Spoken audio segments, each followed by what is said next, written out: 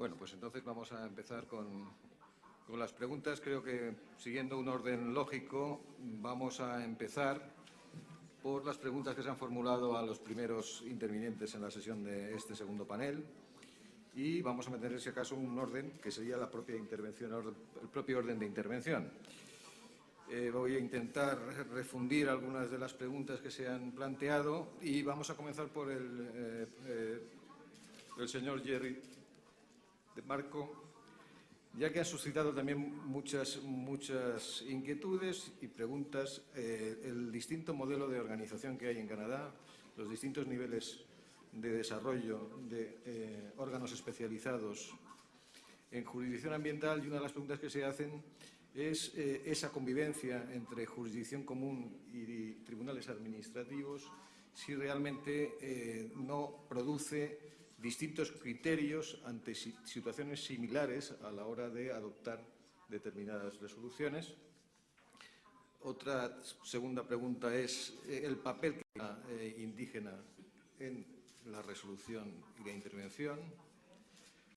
Hay otra cuestión en relación con los aspectos organizativos del clúster, de cómo se soluciona el problema de la dependencia del staff de cada uno de los tribunales que integran ese clúster, y qué expectativas y qué retos tiene el clúster de cara al futuro.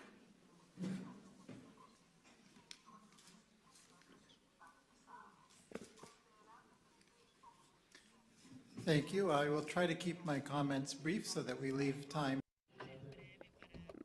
Muchas gracias. Intentaré que mis comentarios sean breves. Para los otros miembros del panel, la jurisprudencia entre los tribunales medioambientales especializados o los tribunales generales, me parece que la pregunta es si existe una divergencia, una congruencia, una convergencia entre estos dos. En términos generales, estas dos corrientes de jurisprudencia son bastante convergentes más que divergentes. Los tribunales han sido los líderes en ser los especializados, las entidades especializadas viendo nuevos principios, quizás antes que la Corte, que el tribunal, pero no tienden a interferir con las decisiones de los tribunales, incluso a pesar de estar tomando nuevos enfoques o rompiendo nuevas aristas. Existe un alto nivel de diferencia con respecto al raciocinio de los tribunales medioambientales en Canadá. Por ejemplo, en Ontario tenemos un tribunal y solo una de las decisiones de los últimos 15 años ha sido eliminada o revocada por un tribunal. Los temas indígenas en Canadá son uno de los aspectos más importantes en la justicia medioambiental que mencionó mi colega de Estados Unidos. Muchos de los temas relacionados a la contaminación tienen que ver con los pueblos de las primeras naciones de indígenas de Canadá, incluyendo aquellos que viven en el norte extremo, en el lejano norte. Muchos de ellos han utilizado en recientes años derechos constitucionales especiales en Canadá. Tenemos un reconocimiento en Canadá de los derechos aborígenes en la Constitución, y gran parte de los casos medioambientales están en casos sobre derechos aborígenes. Así que esas comunidades han sido trágicamente vistas desde la colonización en Norteamérica y están utilizando los tribunales con cada vez más frecuencia, estos pueblos originarios, para defender sus derechos. Tendría que decir que casi todos los litigios se realizan a través de los tribunales generales, y aquellos tienen que ver con los asuntos generales más que lo medioambiental, a pesar de que el mío tiene que ver con temas constitucionales a su vez. Y los desafíos que vemos en el futuro para estas agrupaciones o clusters.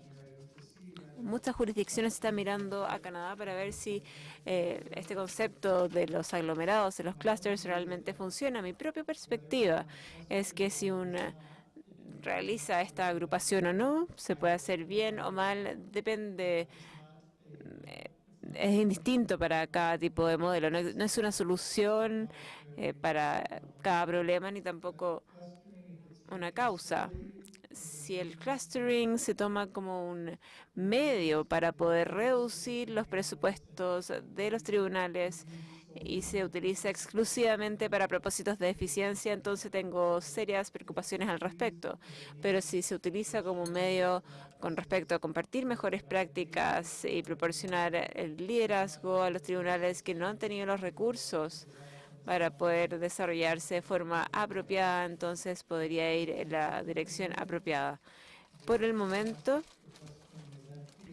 el vaso está vacío para el tema del clustering. No sabemos si se va a llenar de forma apropiada o va a permanecer vacío. Esa es mi labor, la verdad.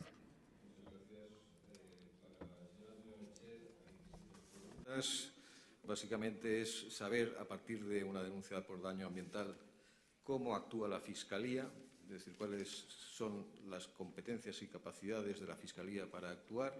Se incluye además, si se incluye el daño ambiental, la relación entre la vinculación de la norma penal y la norma administrativa, desde el punto de vista de su accesoriedad o primacía, y el tipo de antijuridicidad que se entiende por reglamentos generales cuando en el derecho español se castiga a través del delito ambiental.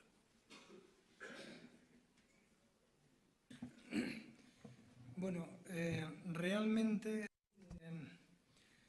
las competencias son absolutamente generales, es decir, basta simplemente observar algo extraño en la calle para que la Fiscalía actúe. Es decir, se puede utilizar simplemente la perspectiva visual del fiscal y una comprobación directa en relación con un determinado problema ambiental que puede revestir las características de delito o incluso de infracción administrativa, porque con el planteamiento motorizado de esta mañana, bueno, de esta tarde, no he hecho referencia al hecho de que la Fiscalía también es competente en lo contencioso administrativo.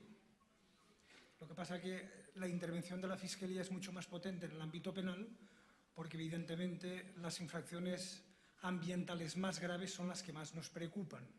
Y luego, por otra parte, hay una cantidad de ONGs importante que actúa bastante en el ámbito administrativo, lo cual nos da cierto margen de maniobra. Con lo cual, pues bien, puede ser por una denuncia, puede ser por una comprobación que haga directamente el fiscal, puede ser por un escrito anónimo, siempre y cuando se efectúe una primera corroboración, que la puede hacer el fiscal directamente. Todo esto permite continuar sin ningún tipo de limitaciones y sin eufemismos ni circunloquios directamente.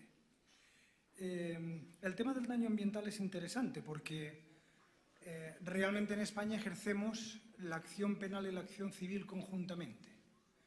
Es decir, si eres consciente de la existencia de un delito contra el medio ambiente y eres consciente además de que se ha producido un daño ambiental, pides a lo mejor una determinada pena y pides también una indemnización. Hace 3 semanas conseguimos una condena de 17 años de cárcel contra un incendiario forestal y iba aparejado también 5 millones de euros como consecuencia de los daños provocados en el entorno.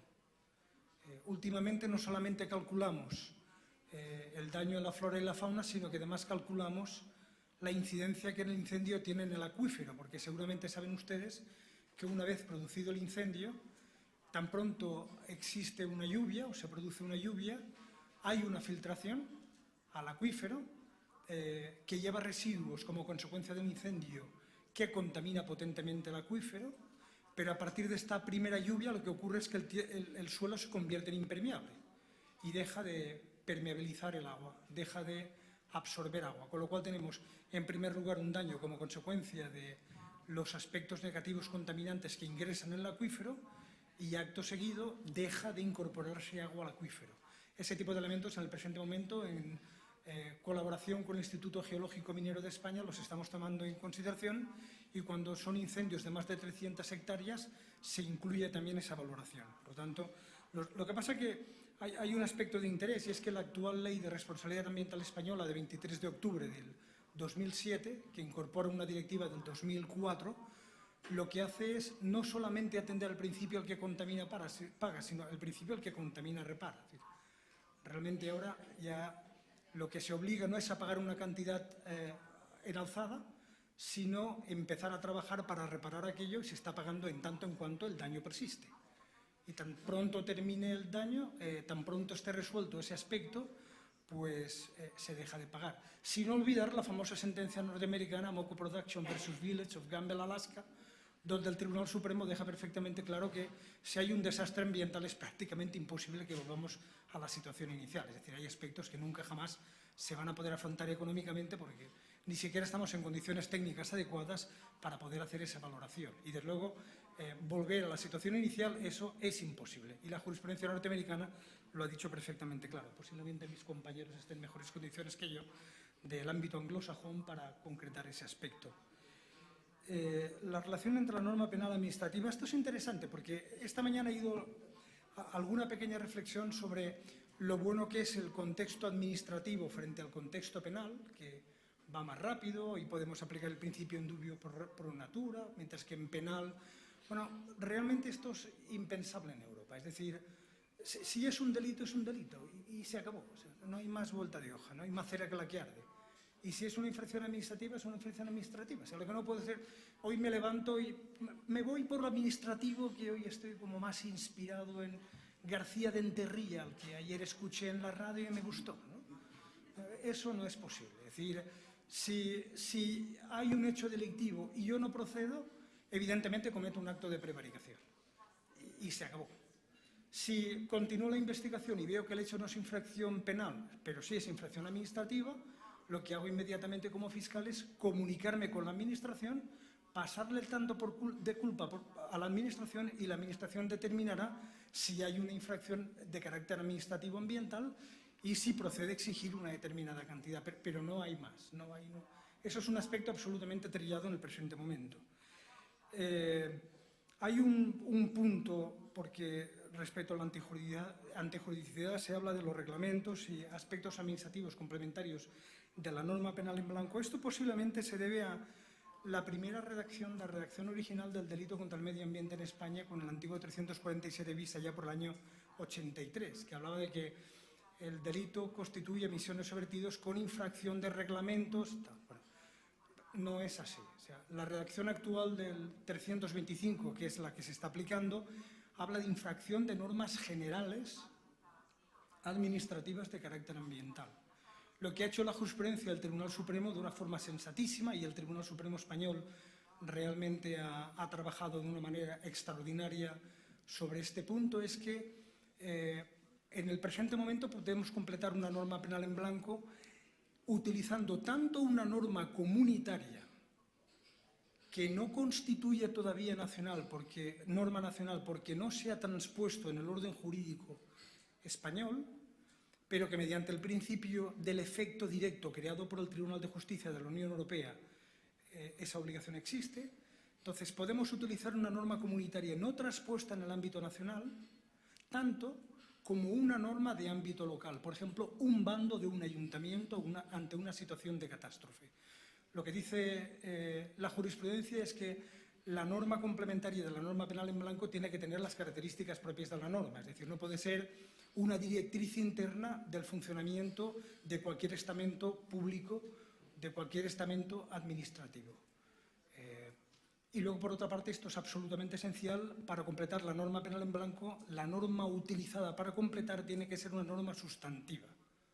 Por ejemplo, tuvimos un serio problema con las tomas de muestras, porque cuando empieza a actuarse en el ámbito penal por temas de medio ambiente, no hay normativa sobre cómo se tienen que tomar las muestras, con lo cual lo que hace la Administración de Justicia es utilizar la normativa administrativa que hay en tomas de muestras. Por ejemplo, si se le da productos como el clenbuterol a una res, la norma administrativa determina que se sacrifica la res y se da una muestra al particular propietario de la res, al inspector, y otra muestra se le entrega como dirimente al propio inspector. Y cada uno hace su propia analítica y esta analítica se incorpora al procedimiento administrativo. Pero claro, el procedimiento administrativo tiene unos principios distintos al procedimiento penal. Esto que inicialmente, ante la carencia de normas en materia penal determinantes de esa forma de actuar, al cogerse esta forma de actuar nos encontramos con situaciones absolutamente kafkianas, como por ejemplo, al aplicarse esta metodología, por ejemplo, los abogados que son especialistas en materia de tráfico de estupefacientes, cuando aparece un barco con 500 kilos de droga, lo que dicen es, bueno, dado que en materia administrativa cada uno se lleva su parte de muestra, pues deme a mí medio kilo de cocaína, que me lo llevo a casa y luego nos veremos en el juicio, ¿no? Entonces, eso, claro, ya hubo un momento que el Tribunal Constitucional, viendo aquello y sobre todo planteando el tema del tráfico de estupefacientes, y dije, no, esto no puede ser, ¿no? Y en una sentencia paradigmática de 22 de marzo de 1999, el Tribunal Constitucional dice, mire, el procedimiento penal está basado en los principios de concentración, oralidad e inmediación. Y supone, por tanto, que la prueba se tiene que practicar delante del juez, que es la figura esencial en la materia, y es el juez el que tiene que quedar convencido con la práctica de todos estos aspectos delante de él. Oiga, que esto, ¿y cómo ejercemos la contradicción? Bueno, pues, si a usted le parece mal cómo se ha hecho la analítica por parte de la policía, delegada por el juez, en el juicio oral dígalo, pero de ahí a que usted se lleve parte del vertido a su casa y por la tarde al cine y por la mañana salga a pasar el vertido en un pequeño recipiente, hay un largo trecho. Lo que no se puede hacer es delegar en los particulares la práctica de la prueba. Y todo se tiene que concentrar delante del juez, que, insisto, es la figura primordial, esencial, básica a la hora de decidir la materia. Bueno, pues muchísimas gracias. Con esto termino. Muchas gracias, Antonio. El siguiente bloque de preguntas van para la señora Cathy y básicamente son referidas al proceso de participación del público en materia de justicia ambiental. Concretamente, se pregunta si la aplicación del principio de justicia ambiental se realiza en el proceso de evaluación ambiental o con posterioridad al proceso de evaluación ambiental. Y, en general, la participación del público en ese proceso. Luego hay una pregunta muy concreta acerca de qué sanción se impuso en el caso de derramamiento del crudo en el Golfo de México, para hacernos una idea, supongo, del monto de la infracción, de la sanción.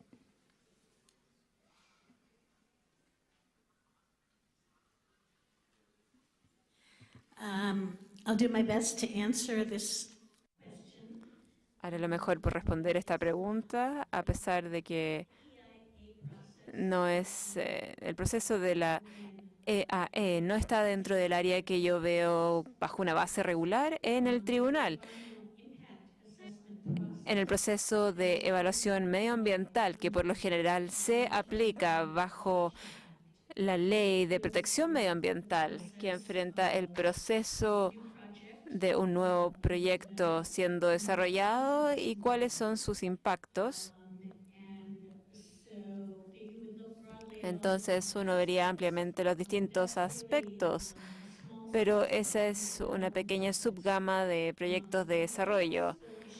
El tema del derrame de petróleo no se vería en la evaluación de impactos normal, se vería en distintos casos, en una variedad de distintos casos. Obviamente existe un litigio pendiente, pero la forma bajo la cual esto se consideraría sería bajo distintas formas.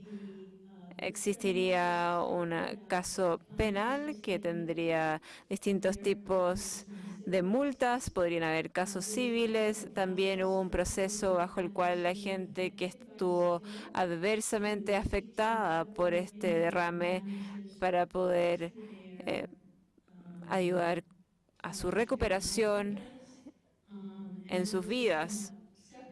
Y ese fue un proceso de por sí separado y finalmente sumado a las penas o la medida cautelar. En Estados Unidos tenemos un proceso para los daños de recursos naturales que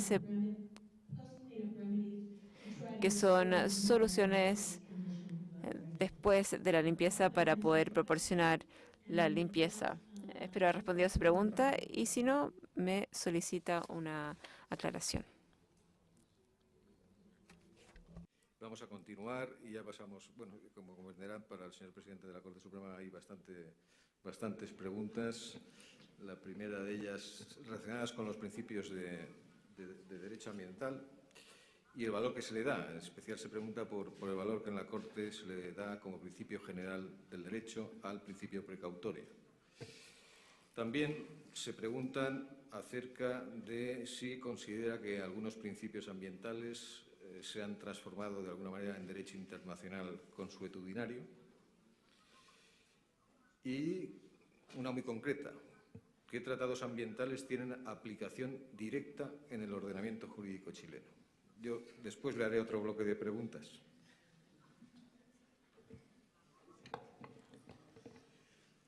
He reiterado que el sistema de fuentes, por lo menos en lo que a mí concierne, es de amplio espectro y están las normas constitucionales, están las normas legales, están las normas reglamentarias y por el lado están los principios que inspiran todas estas normativas.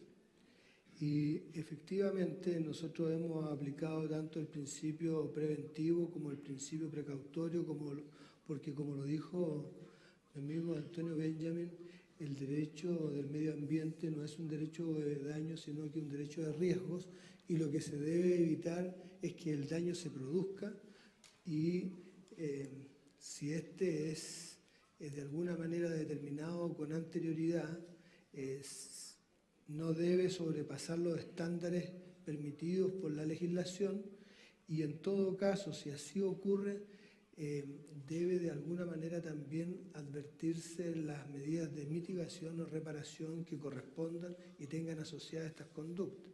Nosotros hemos aplicado los principios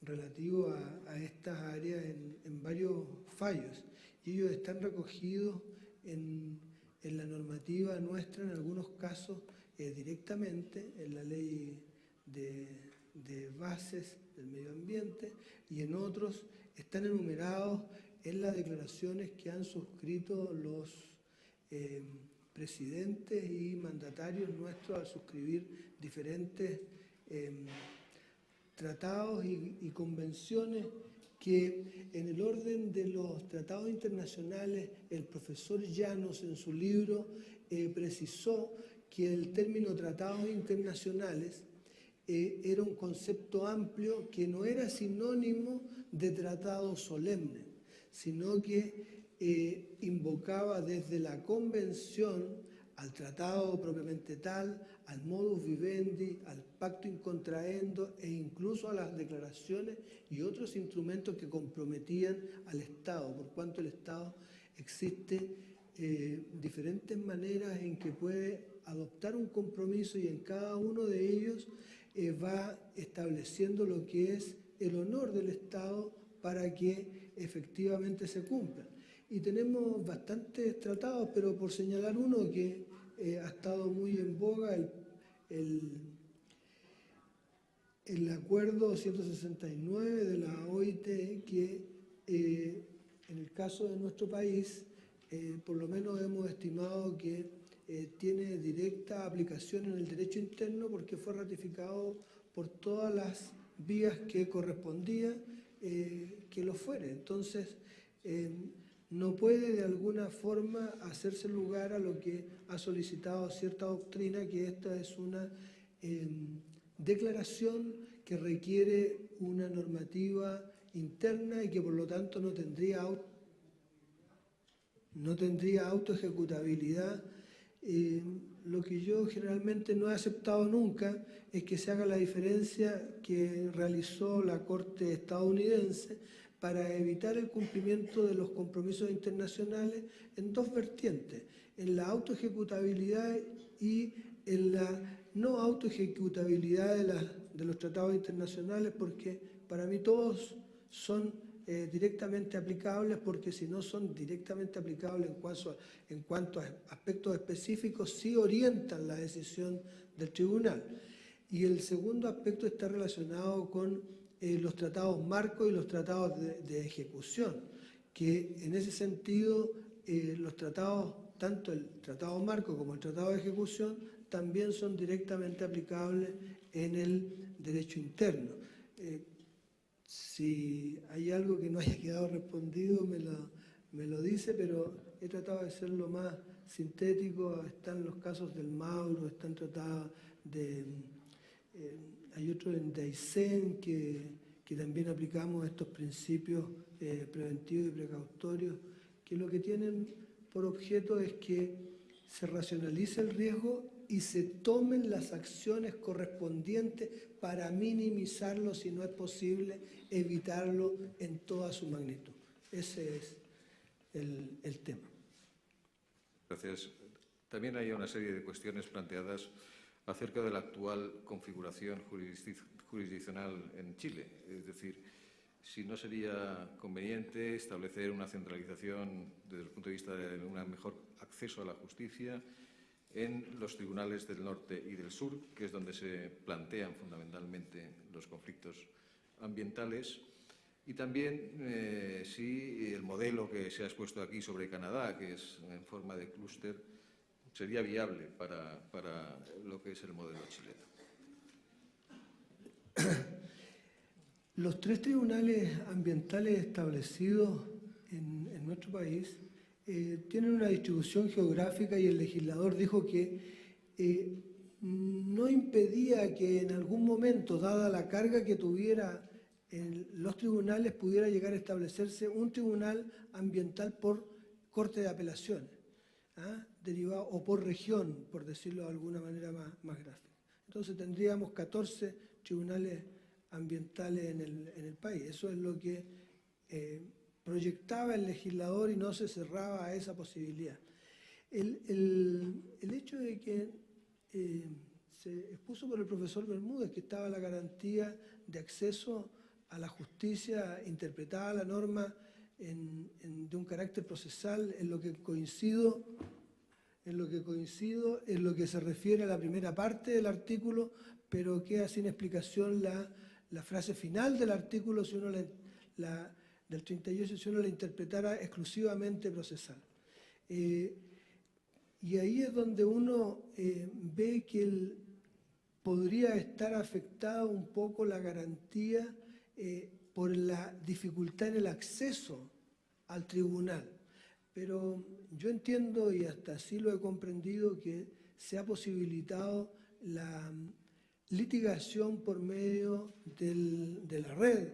Entonces es lo mismo que ocurre con el Tribunal Calificador de Elecciones, que siendo uno solo a la instancia nacional, se pueden presentar los escritos de norte a sur, y la única instancia que requiere de alguna comparecencia personal es la alegación ante estrado, pero que en realidad nosotros hemos examinado eso, y yo creo que va a llegar en algún momento en que se va a poder alegar en una corte de apelaciones respecto de una causa que se esté viendo en otra por medio de videoconferencia. Yo creo que eso no está descartado en el tiempo, y a lo mejor el tribunal también va a poder visualizar esa alternativa que nosotros hemos estudiado. Pero sí hay un contrapunto en sentido contrario, que la cantidad de causas que han llegado a los tribunales, los 2 instalados en nuestro país, no resulta agobiante para los tribunales que no la puedan tener en este momento controlada, y que amerite el establecimiento de mayores estructuras en este momento en nuestro país. Nada dice la proyección. Y lo que es los tribunales contenciosos administrativos que hay en otras realidades, hay que tomarlas en un sentido de que generalmente toda la estructura medioambiental en algunos países está radicada en la autoridad administrativa. Y en realidad es excepcional cuando se llega a los tribunales ordinarios. Hay muchas agencias y estructuras que tratan de resolver y tienen todos los recursos correspondientes para resolverlo en sede administrativa más que en sede jurisdiccional. Y lógicamente la mayor especialización y la mayor circunscripción territorial ayuda a descongestionar todo este tema, que yo creo que cada país tiene su andar y tradiciones. Y yo creo que no se deben forzar las realidades y tradiciones de cada uno de los lugares. No quiero reiterar a lo mejor ciertos conceptos que ya hemos conocido arduamente, que la recepción indiscriminada de modelos atenta en contra de una justicia efectiva, por cuanto en el derecho administrativo exactamente, nuestra Dirección de Estudios de la Corte Suprema ha levantado aproximadamente 155 recursos o acciones de derecho administrativo especial, sin apuntar a lo que es la acción general del contencioso administrativo, sin empezar a ver la naturaleza de la reclamación, si es de anulabilidad, de declaración de derechos o de certeza. No estamos hablando ni siquiera de cada uno o simplemente de revisión de la legalidad. Pensar en un modelo que pueda complejizar esto, yo creo que hay que ir al sentido inverso. La Corte Suprema ha dicho que le parece que incluso en el contencioso especial debiera aplicarse un solo procedimiento y que los autores están más o menos de acuerdo en que este procedimiento, el que ofrece mayores garantías, es el contencioso municipal. Y por lo tanto, de alguna manera debieran llevarse todos los contenciosos administrativos especiales a un solo procedimiento contencioso especial y a lo mejor otro procedimiento contencioso general. Yo creo que de esa manera podríamos resolver una parte del tema y la otra es evitar que la atomización en la administración de justicia y crear una sola estructura, porque en nuestro país estamos ante un país unitario y no federal. Y por lo menos es lo que puedo contestar en relación a estas dos interrogantes.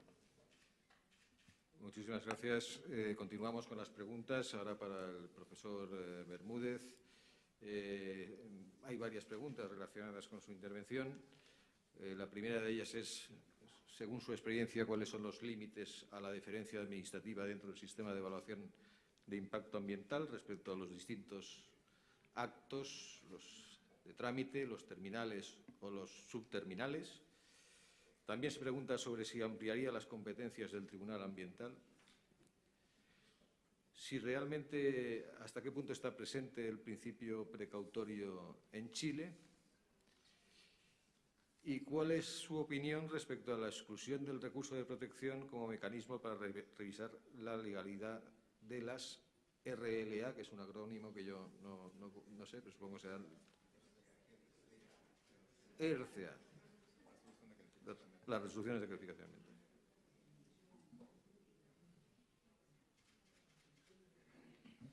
Gracias por las preguntas.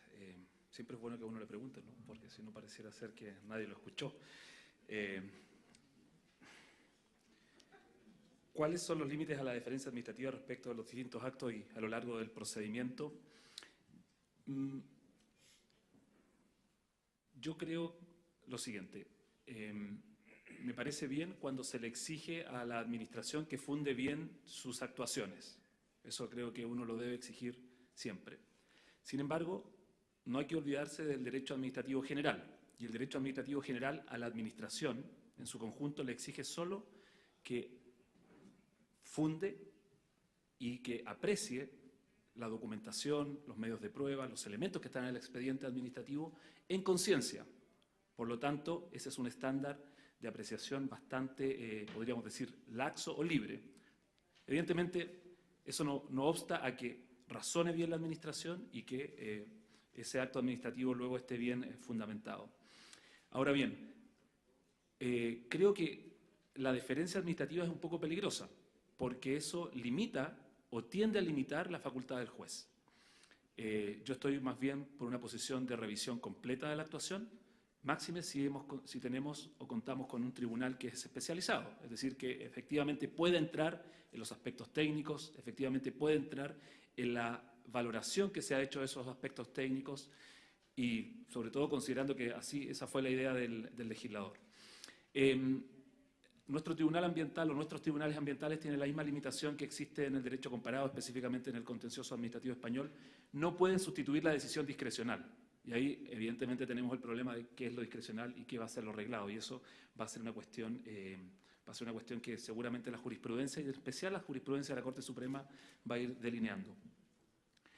¿Cuáles son los actos revisables? Ahí tengo una posición distinta, en el sentido de que a mí me parece que el procedimiento administrativo es una garantía para el administrado.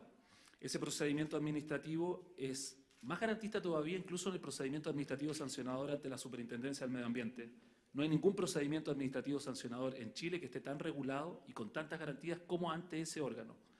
Por lo tanto, creo yo que, y interpretando sistemáticamente la normativa, tanto la específica, la ley orgánica de la Superintendencia como, para centrarlo en ese caso, como la normativa en materia de sistema de evaluación de impacto ambiental y la normativa general administrativa, creo yo que hay que mantener y defender que solo el acto final es el acto impugnable, porque si no es imposible la actuación y es imposible alcanzar los objetivos ambientales de esa actuación. Hay una regla general que es la del artículo 15 de la Ley de Bases. ¿Se deberían ampliar las competencias del Tribunal Ambiental? Claro, desde el punto de vista ambiental, por supuesto que sí. Es un tribunal que hoy día que desgraciadamente en su origen, en realidad, estaba pensado simplemente para poder impugnar tanto la sanción ambiental, es decir, al infractor, como para obtener la revisión de la resolución de calificación ambiental por aquel que había obtenido una resolución desfavorable.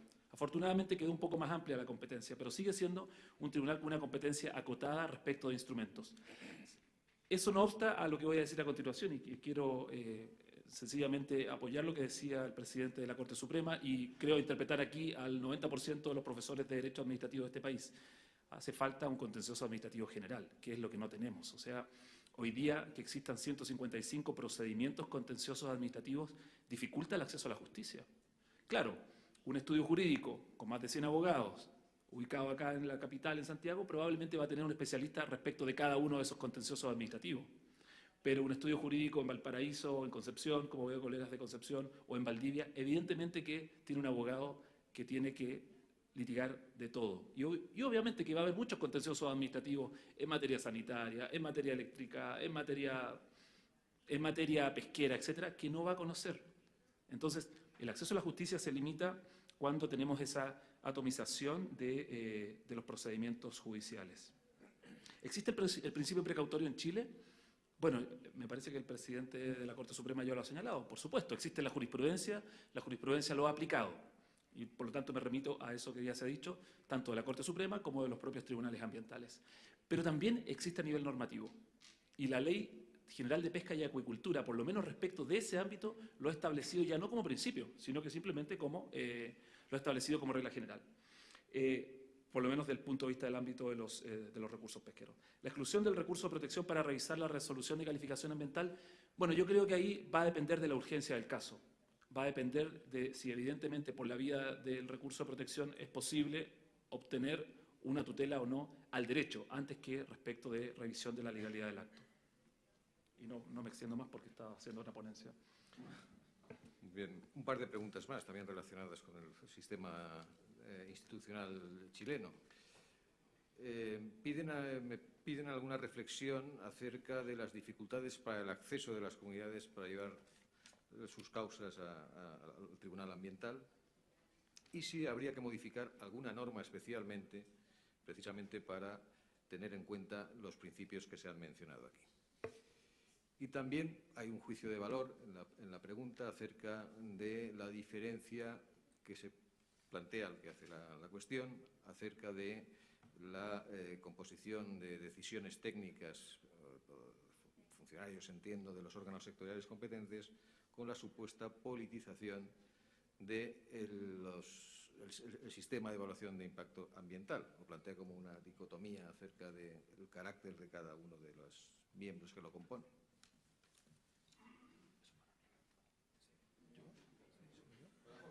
Perdón. Bueno, la verdad que cómo se facilita el acceso de las comunidades para poder litigar es una pregunta que no creo que se resuelva solo respecto de la litigación en materia ambiental. Es un problema que existe en general o que puede existir en general respecto de cualquier ámbito jurisdiccional.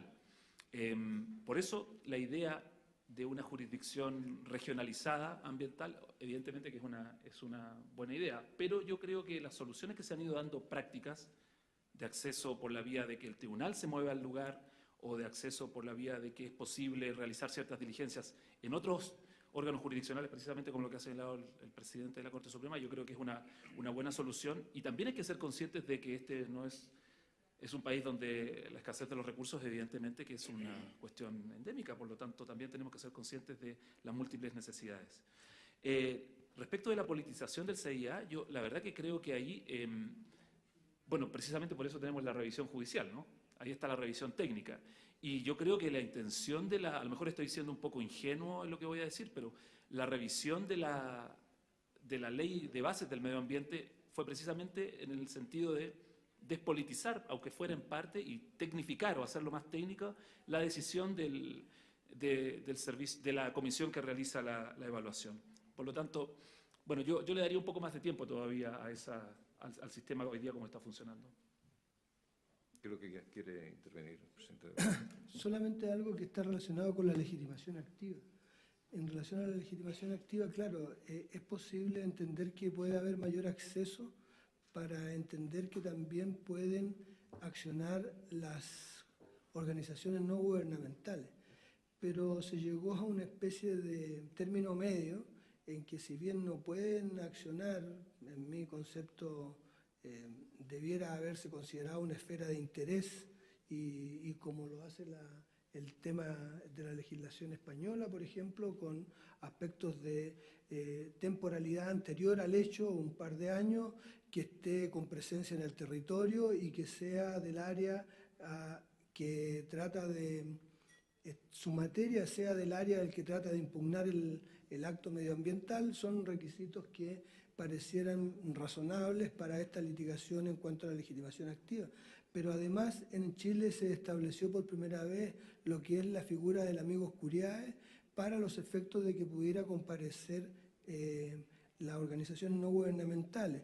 Y como hay un dicho que no lo voy a repetir textualmente, pero se trata de llegar a la forma de litigar indirectamente por la ONG, es obteniendo el patrocinio de una persona natural a un abogado de la ONG. Entonces se dan a los interesados. Por lo tanto, en lo que es los recursos de protección, nosotros nos hemos debido enfrentar a veces a cierta, no voy a decir intransigencia, pero posiciones muy vehementes porque lógicamente están sustentadas no sobre la base del interés de la persona que está litigando, sino que de la organización que está detrás. Entonces no son ciertas cosas que también hay que tener en cuenta, pero que se han ido por la práctica ampliando en un espectro, en algún sentido muy bien y el otro a lo mejor no tanto. Gracias. Y pasamos a las preguntas para el profesor Herman Benjamín, que son diversas. Hay alguna que se reitera y es cómo se compagina la obligación propia de REM con su carácter prescriptible o no, si es imprescriptible o no es imprescriptible.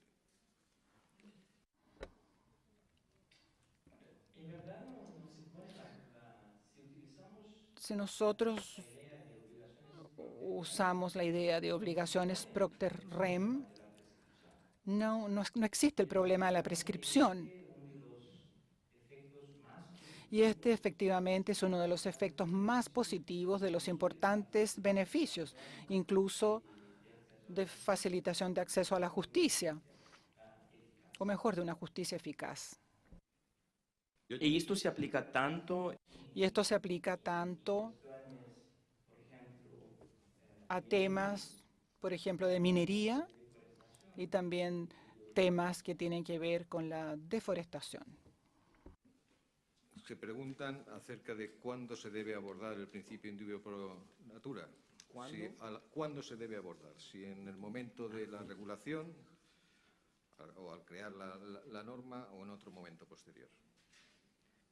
El indubio pro natura. El indubio pro natura. El indubio pro natura. Este principio indubia pro natura,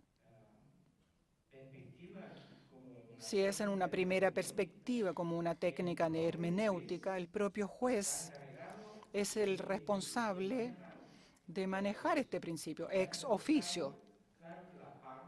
No es necesario, claro sí que la parte puede recordarle al juez que en ese ámbito sería aplicable una interpretación indubio pro natura. Pero no hay un momento para establecer una contradicción, porque las reglas de hermenéutica son propias de la función de resolver. Y diferentemente, si es una inversión de la carga de la prueba, y este tema estuvo presente con nosotros por 20 años, y existían dos corrientes, incluso en mi tribunal. La primera corriente era que esto podría llevarse a cabo solamente hasta la primera manifestación del reo. La segunda corriente era que se podría hacer en cualquier momento, inclusive al final. Y se encontró un término medio, que se puede hacer al final, pero que hay establecer un plazo, es decir, ofrecer la oportunidad para que la otra parte se manifieste, porque de lo contrario, esto sería una violación del derecho a defensa y también del propio principio del contradictor. Por ejemplo, si el juez camina o trabaja con toda la prueba y ha llegado casi el momento de resolver, podrá entonces invertir la carga de la prueba en ese momento, pero en ese momento sí tiene que informar a la parte para que esta parte pueda presentar nuevas pruebas y también fortalecer su defensa. Pero hay otro aspecto. A veces esta inversión de la carga de la prueba la hace la ley. No es ope iudicis, es ope legicis. Por ejemplo, en ciertos casos de protección al consumidor, y esto en derecho de Brasil y también de otros países, la inversión de la carga de la prueba y de la causalidad, de la toxicidad, por ejemplo, de cierta sustancia, esto lo hace la propia ley, no es una decisión del juez. No sé si logré responder la pregunta. Y dos últimas preguntas. Una que se plantea sobre un nuevo principio de derecho ambiental por parte de asistente de Costa Rica. Si considera un nuevo principio de derecho ambiental, el que conserva, cobra. ¿El qué? El que conserva, cobra. Sí. Y bueno. Una última reflexión acerca de lo que han sido los crímenes en Brasil de activistas ambientales. Y si en ese sentido hay algún temor por parte de la judicatura. Si hay temor. ¿Algún temor por parte de la judicatura? De la judicatura. Todavía en este punto no, porque o si no, yo no estaría hablando tan claramente aquí. O tal vez podría hablar en Chile, pero no en Brasil.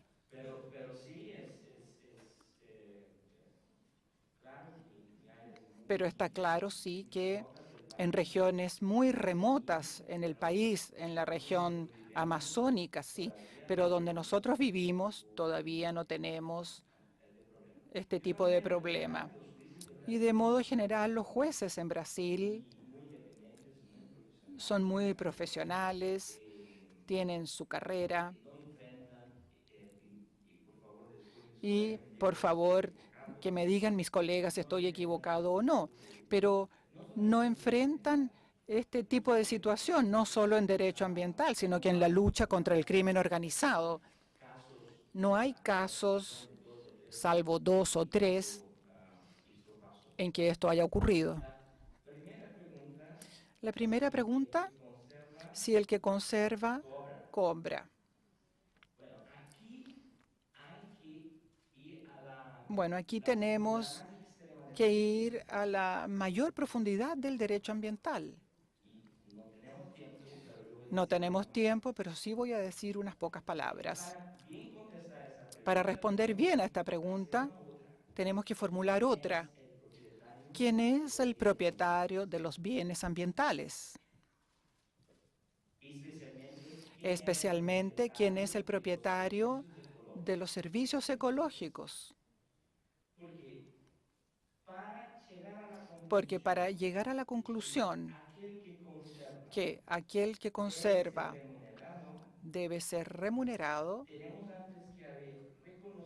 debemos haber reconocido anteriormente que los bienes ambientales pertenecen a un individuo y no a la colectividad. Y en nuestros países en América Latina no vemos esta situación. Las constituciones de todos nuestros países, primero, tratan a los servicios ecológicos de un modo colectivo y le atribuyen la titularidad a las generaciones presentes y a las futuras. Y entonces, en algunos casos, como Bolivia y Ecuador, no solamente las generaciones presentes y futuras, sino que hay una visión antropocéntrica. Sin embargo, una visión biocéntrica también tenemos, porque tenemos a la Pachamama, son los atributos de la Pachamama. Entonces, ¿cómo alguien va a ser remunerado por algo que le pertenece no a él, sino que a la Pachamama, que nos pertenece entonces a todos? Esto no quiere decir que aquel que conserva bien los recursos naturales pueda sí ser remunerado, pero no como el propietario de los bienes ambientales, sino como un administrador mejor que el promedio de los administradores del país. Por ejemplo, una comunidad indígena que vive en la región amazónica y ellos conservan su bosque o el bosque que está en pie. Controla también la caza para evitar la extinción de ciertas especies. Está mucho más allá de una posición fiduciaria, mucho más que propietario. Hay un precedente incluso que va a ser promulgado por nuestro tribunal. Nosotros hemos adoptado la idea de que el propio Estado está en una situación fiduciaria con relación a los bienes ambientales. Hay un libro que yo recomiendo que no es de derecho ambiental, pero es reciente, pero se llama El Estado Fiduciario, que contempla esta visión en el sentido de que el Estado está en una posición de ser realmente un buen administrador. Y esto cambia, Sergio, incluso toda nuestra teoría en nuestros países del derecho privado sobre los bienes comunes del pueblo, los bienes especiales y privados. Incluso cambia la idea de la afectación.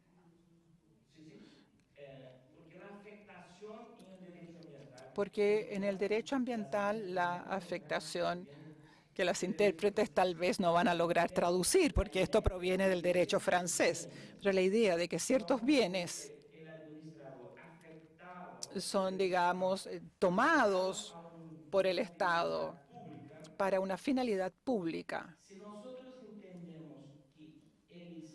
Si nosotros entendemos que el Estado realmente es solo un administrador Esto admite también que la afectación, entre comillas, o puede ser tomado por el juez. Entonces hay muchos factores en este asunto y por aquí me quedo simplemente. Yo creo que ya hemos superado con creces el horario previsto de la sesión. Agradecer enormemente la presencia de los panelistas y su contribución y de todos ustedes. Y continuamos en el día de mañana.